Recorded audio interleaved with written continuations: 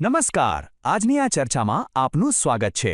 આજે આપણે વાત કરીશું સેવા અર્થતંત્ર વિશે, એટલે કે એ દુનિયા વિશે જે આપણી આધુનિક લાઈફને ચલાવે છે। ચાલો એને ઊંડાણપૂર્વક સમજીએ। ક્યારે એવો વિચાર આવ્યો છે કે આપણે આખો દિવસ કેટલી બધી સેવાઓનો ઉપયોગ કરીએ છીએ? કદાચ ખ્યાલ પણ નહીં હોય। સવારની ચા કોફીથી લઈને રાત્રે જે મનોરંજન માણીએ છીએ ત્યાં સુધી આપણું જીવન તો ચારે બાજુથી સેવાઓથી ઘેરાયેલું છે। જુઓ, જ્યારે તબિયત બગડે ત્યારે ડૉક્ટર આપણી સંભાળ રાખે છે, કોઈ કાયદાકીય મામલો હોય તો વકીલ મદદ કરે છે, અને સ્કૂલમાં શિક્ષક આપણને ભણાવે છે। આ બધી સેવાઓ છે। અહીં કંઈક બનાવવામાં નથી આવતું, જેમ કે કોઈ ફેક્ટરીમાં બને। અહીં તો જ્ઞાન અને આવડતનું આદાનપ્રદાન થાય છે। તો આજે આપણે આ આખા વિષયને સ્ટેપ બાય સ્ટેપ સમજીશું। સૌથી પહેલાં જાણીશું કે સેવાઓ શું છે, પછી એનું મહત્વ કેમ વધી રહ્યું છે એ જોઈશું। એના અલગ અલગ પ્રકારો જેમ કે તૃતીયક, ચતુર્થક અને પંચમ પ્રવૃત્તિઓ પર પણ નજર નાખીશું। અને છેલ્લે એ જોઈશું કે આ બધું વિકાસનું નવું એન્જિન કેવી રીતે બની રહ્યું છે। ચાલો શરૂઆત કરીએ એકદમ બેસિક સવાલથી। આ સેવાઓ એટલે કે સર્વિસ છે શું? અર્થતંત્રમાં એનું સ્થાન ક્યાં છે? તો તૃતીયક પ્રવૃત્તિ એટલે એવી કોઈ પણ આર્થિક પ્રવૃત્તિ જેમાં કોઈ ભૌતિક વસ્તુ જેને આપણે અડી શકીએ એનું ઉત્પાદન નથી થતું। એના બદલે અહીં કુશળતા અને જ્ઞાન પૂરું પાડવામાં આવે છે, અને એનું મૂલ્ય કોઈ વસ્તુની કિંમતથી નહીં પણ જે તે વ્યક્તિને મળતા પગાર, વેતન કે ફીથી નક્કી થાય છે। ઉત્પાદન અને સેવા વચ્ચેનો તફાવત બહુ સીધો સાદો છે। ઉત્પાદન એટલે કે દ્વિતીયક પ્રવૃત્તિઓ મશીનો અને ફેક્ટરીઓ પર ચાલે છે, જ્યારે સેવાઓ એટલે કે તૃતીયક પ્રવૃત્તિઓ માણસની આવડત અને જ્ઞાન પર ચાલે છે। એકમાં કોઈ નક્કર વસ્તુ બને છે તો બીજામાં એવી સેવા મળે છે જેને આપણે જોઈ કે અડી નથી શકતા।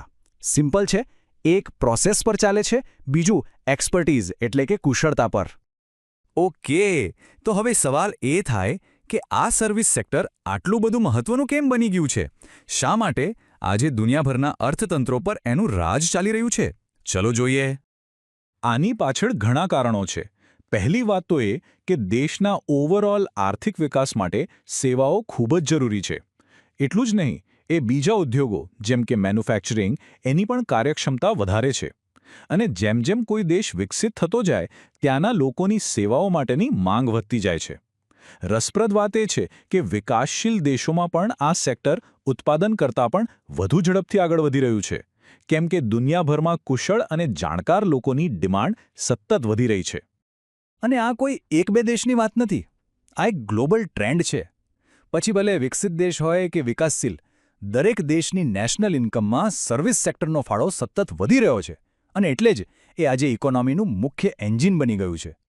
હવે આ તૃતીય ક્ષેત્ર એટલે કે સર્વિસ સેક્ટર એ કોઈ નાની સૂની વસ્તુ નથી, એ બહુ વિશાળ છે। તો ચાલો એની અંદર કયા કયા પ્રકારની સેવાઓ આવે છે એના પર એક નજર કરીએ। સૌથી પહેલો પ્રકાર છે વ્યાપાર અને વાણિજ્ય સેવાઓ।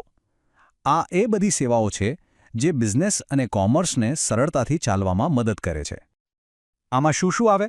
તો કે જથ્થાબંધ અને છૂટક વેપાર, જાહેરાતો, કાનૂની સલાહ, બેન્કિંગ અને પબ્લિક રિલેશન્સ।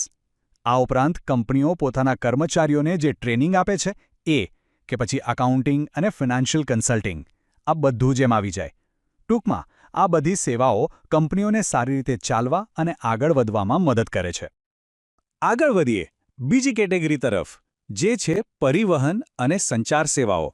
આ એ સેવાઓ છે જે લોકો, વસ્તુઓ અને વિચારોને એક જગ્યાએથી બીજી જગ્યાએ પહોંચાડે છે। સાચું કહું તો આ સેવાઓ કોઈ પણ અર્થતંત્ર માટે લોહીની નસો જેવું કામ કરે છે। રોડ, રેલવે, હવાઈ અને દરિયાઈ માર્ગોથી માલસામાનની હેરફેર થાય છે, અને બીજી તરફ મોબાઈલ, ઇન્ટરનેટ, રેડિયો, ટીવી, અખબારો, આ બધા સંચાર માધ્યમો માહિતી અને વિચારોને फ्रेंड्स, इस वीडियो को पूरा देखने के लिए आज ही फ्लेक्सी टीचर ऐप सब्सक्राइब करें, जहां आपको मिलेंगे animated videos, digital books, text book solutions, notes, DPP और क्विज। और हाँ, flexi teacher app mobile, TV और कंप्यूटर पर अवेलेबल है। और अगर आपके पास इंटरनेट नहीं है तो तुरंत ऑफलाइन सेट टॉप बॉक्स के लिए संपर्क करें। Flexi teacher, the one you needed.